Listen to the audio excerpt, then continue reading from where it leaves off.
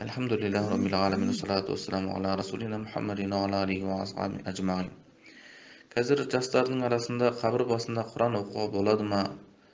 Зиратқа бару, Құран бағыштау дұрыс па, дұрыс емес па деген сияқты сұрақтар туындап жатады. Қазақ Аллаға сыйынған аруағын сыйлаған халық. Қазақ халқы не нәрсені істесе де шариғатта оның үкімі болғандықтан ғана істеген. Шариғатта тыйған нәрселерден біздің дана халқымыз әрқашанда бойын аулақ ұстаған. Біздің халқымыздың зираттарға барып Құран оқып сауап бағыштауы ол хадистен негіз алады. Пайғамбарымыз саллаллаху алейхи вассалам: мен сіздерге алғашқыда қабір зияратын тыйған едім, енді болса зиярат етіңдер, өйткені қабір зияраты сіздерге ақиретті еске түсіреді десе. Тағы бір хадисінде пайғамбарымыз саллаллаху алейхи вассалам: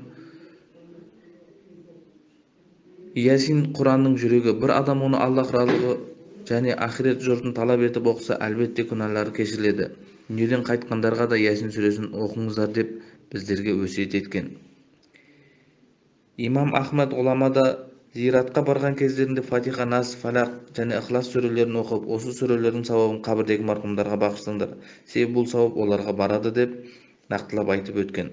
Сол сияқты көптеген ғұламалар да осы қабір басына барып, ол жерде зиярат етіп,